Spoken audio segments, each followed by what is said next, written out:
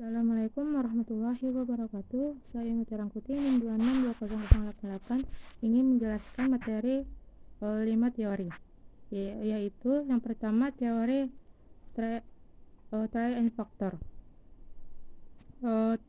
Teori and factor adalah pandangan yang mengatakan bahwa kepribadian seseorang dapat dilukiskan dengan mengidentifikasikan sejumlah diri sejauh tampak dari hasil testing psikologis yang mengukur masing-masing dimensi kepribadian itu. Konseling try and factor berpegang pada pandangan yang sama dan menggunakan alat tes psikologis untuk menganalisis atau mendiagnosis seseorang mengenai ciri-ciri atau dimensi aspek kepribadian tertentu yang diketahui mempunyai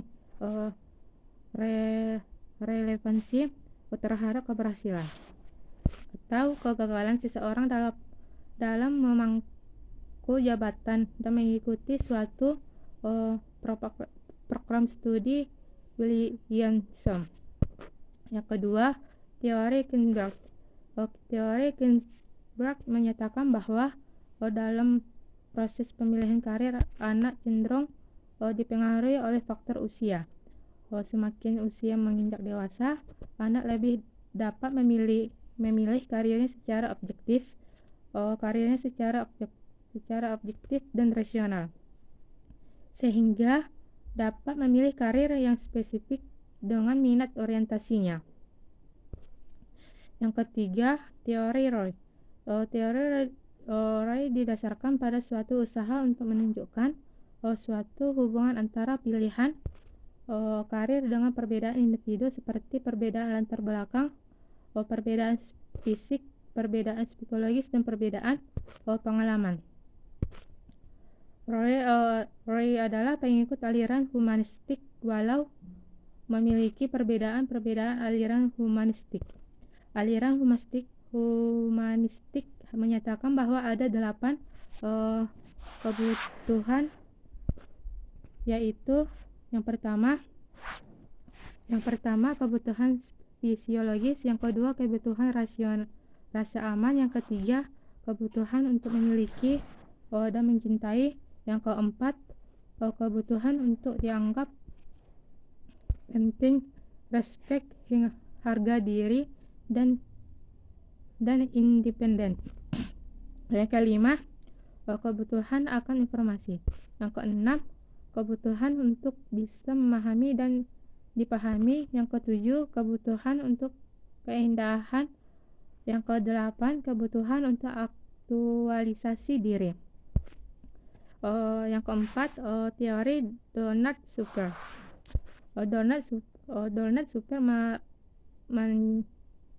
merencanakan suatu pandangan tentang perkembangan karir yang berlingkup sangat luas, karena perkembangan jabatan ini dipandang sebagai suatu proses yang mencakup banyak faktor.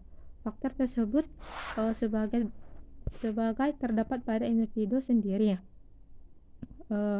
dan untuk sebagai terdapat dalam lingkungan kehidupannya yang semua berinteraksi satu sama lain dan bersama-sama berbentuk proses perkembangan karir seseorang. Yang kelima, teori Hollad. Teori Hollad adalah teori dengan menunjukkan pendekatan yang lebih komprehensif dengan memandukan sains yang telah ada. Pada intinya, teori ini menganggap bahwa suatu pemilihan pekerjaan atau jabatan yang merupakan hasil dari interaksi antara faktor hereditas dengan segala pengaruh budaya, teman bergaul, orang tua, dan orang dewasa yang dianggap memiliki perasaan yang penting. Itulah yang saya jelaskan. Assalamualaikum warahmatullahi wabarakatuh.